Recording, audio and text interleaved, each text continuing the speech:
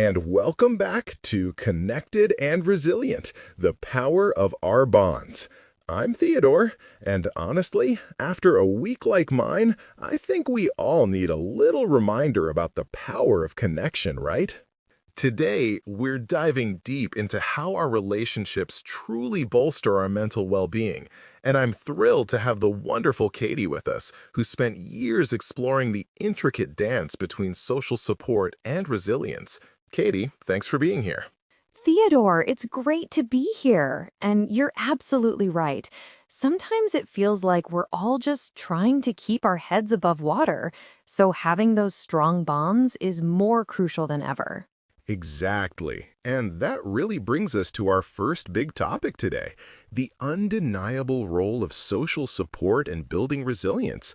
I mean, it sounds simple, but how does that actually play out in our daily lives? Well, Theodore, it really boils down to those everyday interactions, doesn't it?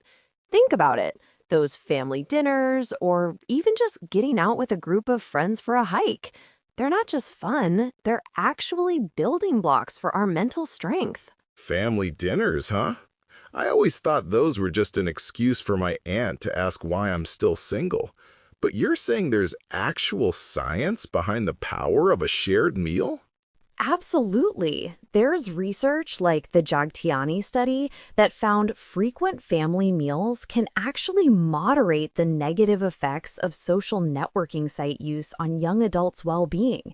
It's like a protective shield against the digital world. So, less doom scrolling, more mashed potatoes. I can get behind that. Mashed potatoes as a resilience resource. I like it, Julian. Katie, what about those outdoor group activities you mentioned? Is that just for the fresh air, or is there more to it? Oh, there's definitely more. Mutz and colleagues observed that outdoor group recreational activities significantly improved life satisfaction in adolescents, especially those with high screen time. It's a powerful antidote to being glued to a screen. So, basically, my parents were right all along when they told me to go outside and play. Who knew? My parents just told me to go outside. The play part was optional. Exactly. And it's not just about family or friends. Think about the school environment. Teacher support, positive peer relations, and even good parent-child communication are huge resilience resources for students. That makes sense. A good teacher can really make a difference. But positive peer relations, that sounds a bit like a textbook term. What does that look like in real life? It's just having genuine friends, people who lift you up, not drag you down. It's about feeling connected and understood by your peers. It's crucial during those formative years. So, basically, don't be the kid who eats lunch alone. Got it. Harsh, Julian, but effective. Katie, you also mentioned parent-child communication. Is that just about talking, or is there a specific kind of communication that helps? It's about open, supportive communication.